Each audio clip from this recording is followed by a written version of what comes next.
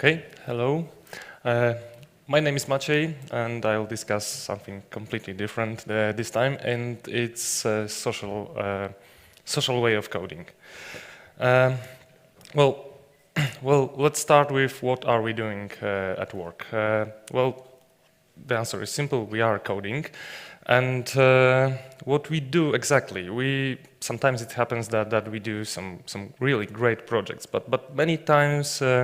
Well, I had to code some sad applications, things like tons of forms, of tables, and numbers, and that is because, well, we do not choose our projects. Even our companies do not choose these projects. Our customer does. So sometimes it is really not so interesting for us to do. And after the work, it appears that, well, we came back home and we still are coding. But, well, this time we do it completely different. We are sitting comfortably in our chair and we can choose. We can choose what we do and how we do it. So this time we do it for fun. We do the projects that are really interesting. Sometimes we do really something really great, new frameworks, algorithms, even collaborating on some programming languages. So these are really fun. And well, my point is that we do not do it alone. We are sitting alone in our chair. It's really comfortable and everything is okay. But we are social animals. Well, collaboration is in our nature. We couldn't do these really great large projects on our own. We really need to collaborate. So to achieve that, to be able to work on those really large projects, because sometimes they are really large, we need to do that remotely. So we need tools. We need tools that will help us to achieve that. So what are these tools? These tools are simply the combination of repositories and social networks.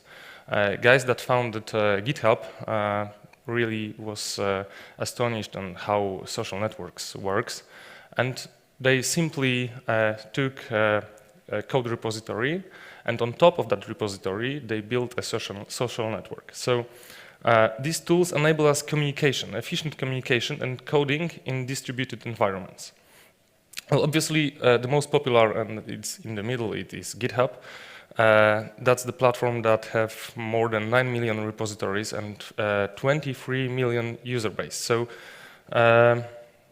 well, when we think about social coding, we simply think about GitHub.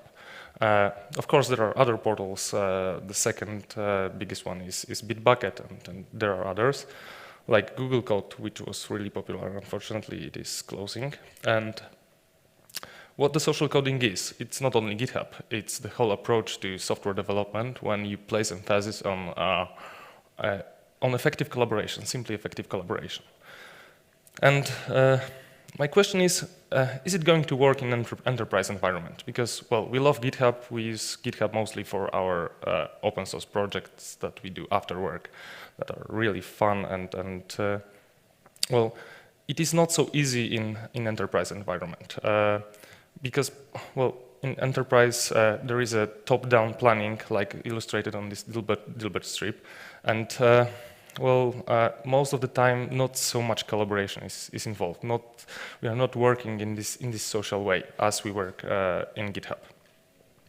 So, what can we learn from open source community, and which of those techniques we can adopt?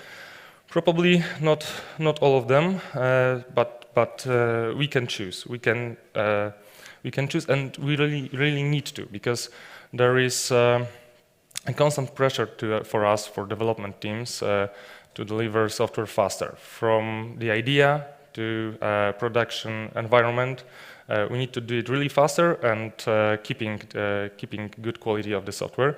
So we really need to do something. We tried a lot of things, a lot of approaches: agile, lean, continuous delivery. Where there is a lot of philosophy involved to that process. So. Let's try to get something out of this social open source community. And I'd like to start with version control. Well, it's a fundament of all of these portals I mentioned, and most of the features that are in this portal are built on top of code repository. And thanks to this repository, community can make great complex projects. Obviously, well, we can't version files like on this comic strip. We simply need repository. So what do we keep in our repositories? In portals like GitHub, we can find not only source code.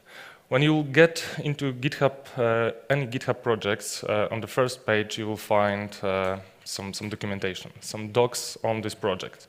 And well, you obviously can find other files like some HTML files, code, and things like graphic files. But what's interesting, due to some file size and repository size limitations, community developed some of their formats that are well, specific for the community. And one of them worth mentioning is this Markdown, which is commonly used for documenting software, which is totally different than in enterprise when we use some heavy word documentation. Well, what about enterprise on the right side of this slide? And well, we do that in a different way. What you will commonly find in a repository in your companies is just source code. Other things like the documentation is kept, well, most of the time, in other systems, like dedicated document management systems, some shared file systems, some separate repositories just for documentation. Well, it's not really a good approach because we lose reference. We lose reference between source code and docs and other files. So according to, well, very popular this time, continuous delivery approach, in repository we should keep almost everything. Well, it would be good to keep everything in repository. And starting from code up to configuration, build artifacts, everything. Well, that's an example of how designers work, because, well, we are developers, so we think about source code, but not only we contribute to the repository, other people does, and designers are people that are working with us. So let's keep that in mind, and let's find something that would be useful not only for us, for developers. So. Well, unfortunately, well, Git that we use most of the time, well, it is not so good at keeping this kind of files in repository. Because, well, we keep large files. These documentation files can be large. These designs that I showed sometimes are tons of megabytes. So. Well, Git is simply not enough, and cloning these large repositories would be a nightmare. So there are some solutions to that problem. Well, let's not resign from keeping everything in repository. Just let's look for some alternatives. Well, the first thing is Git large file storage. I'd like to discuss, and it's something that was prepared by GitHub, and well, it's a simple solution to that problem. So if we can't keep large files in repository, then we keep pointers to these large files that are kept elsewhere. So, well, that's not really a great solution because it is not so efficient, and we still lose this reference. These are pointers, so we all know what pointers are. And we got other solutions, like other repositories. And well, I know two of them that deals great with large files, with other files than code, and it is Plastic SCM and Perforce. Well, I won't encourage to move from Git, but let's note that something like Plastic SCM or Perforce exists. So. To sum it up, well, let's learn from community. Let's keep everything in our repositories, like community does, like keeping documentation in the repo. Do something more, not only documentation, keep everything in the repository. We would benefit in better collaboration. Well, it is great for continuous delivery to keep everything in the repo. And, well, our intellectual property is more secure if it's in one place, in a well-secured repository. So, we know that repo is a powerful tool, but how is it? So, in social portals like GitHub, well, everything is about knowledge exchange. There are some people that are just exploring these repositories, looking at some projects, learning from it. Well, we got other people that would like to experiment, that would like to clone these repositories, to compile them, to have some fun with this code. And, well, the best thing is that they can contribute. They can then fork the projects, they can make some modifications, and they can request to put back these modifications to the original repository by using pull request. So wouldn't it be great to just get this process out of GitHub, use it in an enterprise, and, well, people are having fun with GitHub, so it would be great, but it's not so easy. We can't spend all of our time at our companies just to have fun, explore, experiment with files, doing some research. Well, we get tasks and we need to complete them. So maybe we could take some things from the social world and not everything. Well, we can adopt some of these techniques. I think that we should focus on pull requests. Well, pull request was a GitHub solution for contributing back to the repo.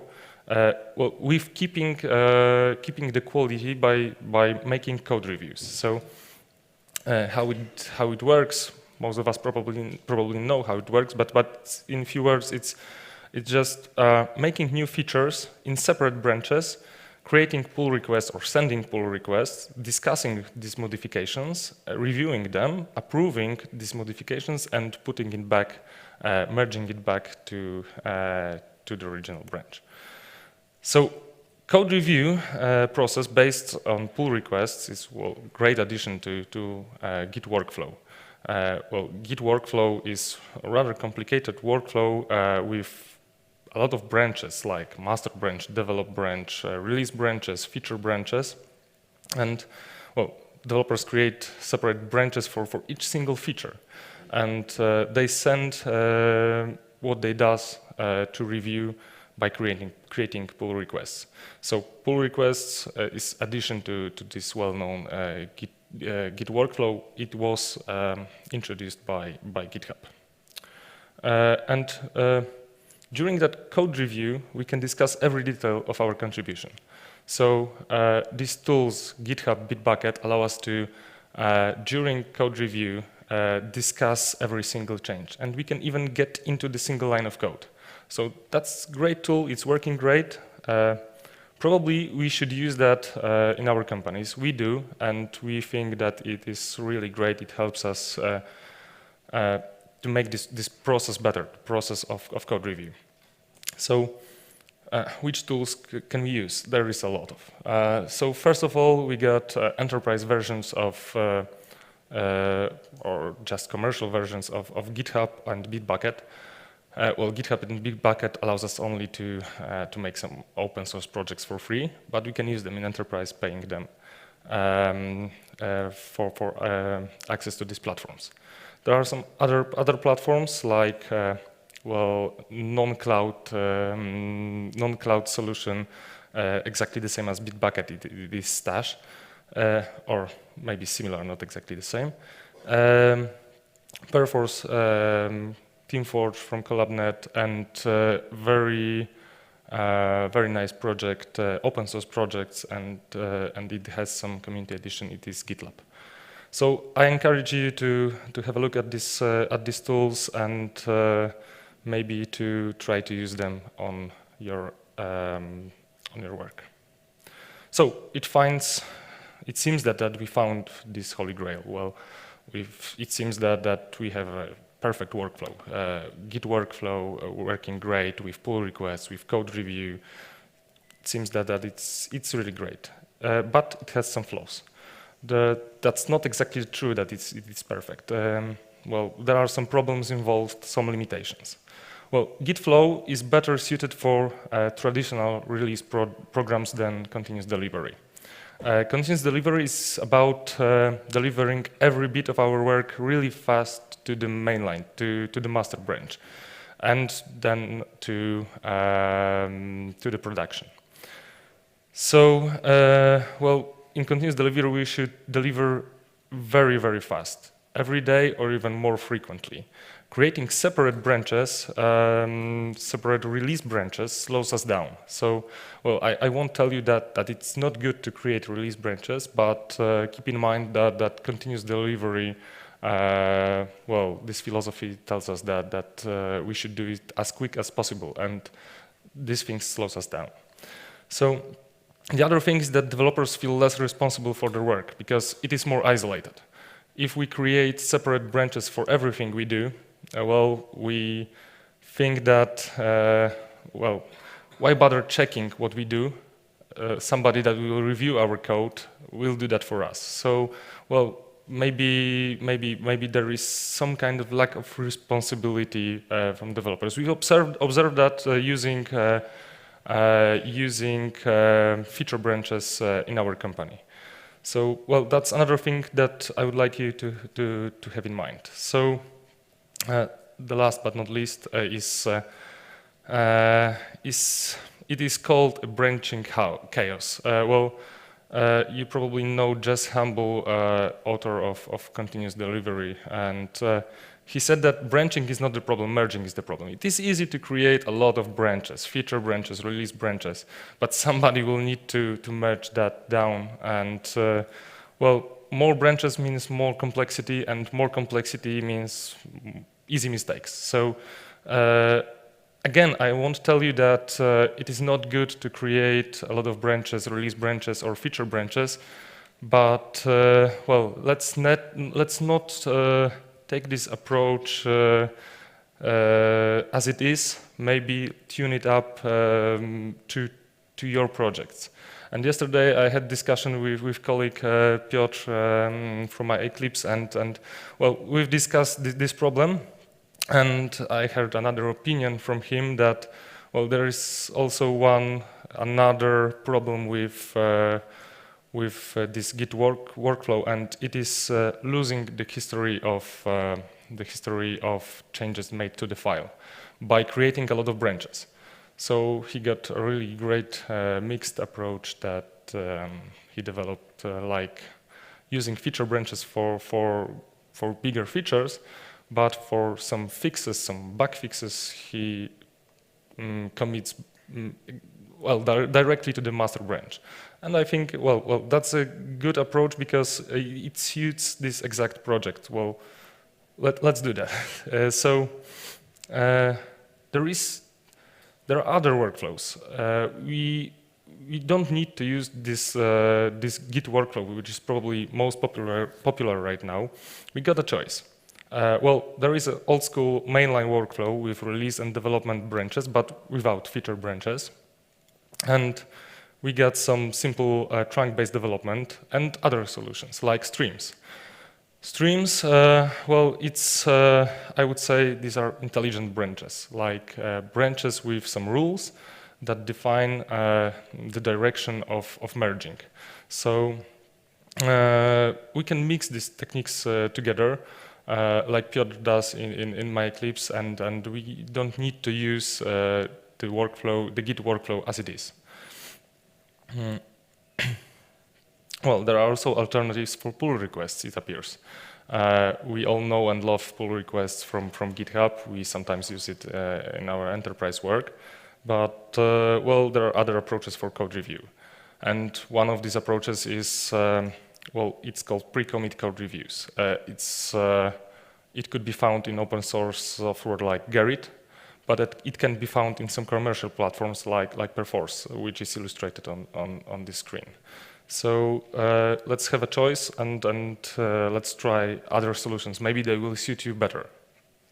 So what I would like to remember from these slides, well, pull requests can be used commercially. We can take pull request technique and from open source, from social platforms, and can use them efficiently commercially. But choose tools that suits you best. My opinion is that there are other things that's worth trying. Well, you will benefit because well, these processes are mature, are well documented, well described. So you can just have a look. There are tons of articles on Git workflow, on how Git workflow works with a continuous delivery or how it doesn't. And well, another thing is that code reviews is a great thing. We all know that, but code reviews encourage knowledge exchange. During code reviews, we get discussions, so people learn. That's another great thing. That's some social way of exchanging your knowledge. Well, everything I discussed was related to code repository. There is another thing. There is a communication in our project, and well, it's an important aspect, the efficient communication, and let's find out how it can be done more social. So open source developed some great tools supporting communication. We all know chats, and they are very popular, but why not use them for some other purposes than simple communication, than simple chatting? Well, here's an example of Hubot. It's another project from GitHub. Well, it's a chatbot that allows us to send commands to other tools like continuous integration server, like Jenkins. We can simply in chat ask Jenkins, "Dear Jenkins, please well, list us the last builds, or please run another build." And we could, another tool that we use, HipChat, we use this in our company. Well, it's a commercial tool that easily integrates with other systems, other applications, like issue trackers. So we can make, for example, one single room that we could discuss our project, and in the same room we would have notifications, some messages from our issue tracker, like new bugs from our software, or like in Hubot, we could have a list of builds from our continuous integration server. So in one room we have automatically generated notifications and our daily discussion.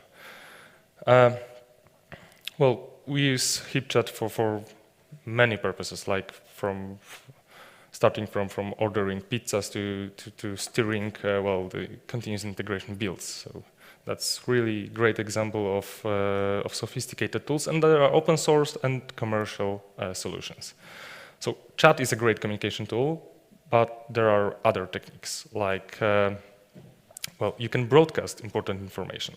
We don't need to use direct communication. We can broadcast everything, like using newsfeeds. This is a screen from GitHub, and you can find newsfeeds in other commercial systems. Another thing is knowledge base, and well, what community does is they use wiki. Well, that's a standard, and why not use wiki in our commercial enterprise work? We got plenty of solutions starting from open source, from apparently MediaWiki, simple wiki system, to some systems that are already built into other platforms like Basecamp, Redmine, and commercial solutions like Confluence. I put here SharePoint. It's not really a great example of wiki, but it could be used in that way. So,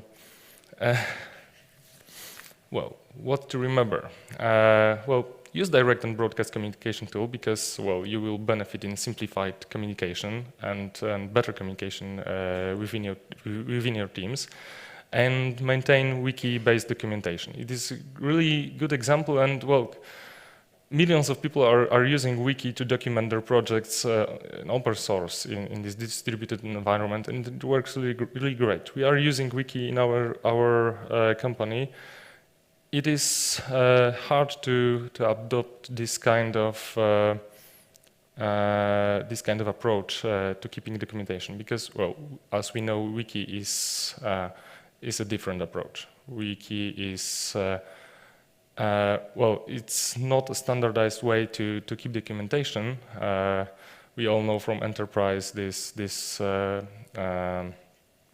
templates of documents that we need to fill. In wiki, this is another approach. We need to just put there as much information as we can, maybe not so structured way. Well, like I would like you to think of wiki as a bag of things that well, we put information into it. So last thing I would like to ask is, well, is it worth it? Is it worth taking what community does and build it into enterprise environment? And my answer is simple. I believe it is. Well, we get enterprise tools, we get standards and processes, and but if so many people develop and use other solutions, we should need to just have a look at it. In this illustration, you get this common path that we are following, and it appears that community, other peoples are making things really different. My question is, are they doing it better? Maybe they are, because, well, more of them are doing that. Okay, so thank you. If you have any questions, we got some time left, so thanks.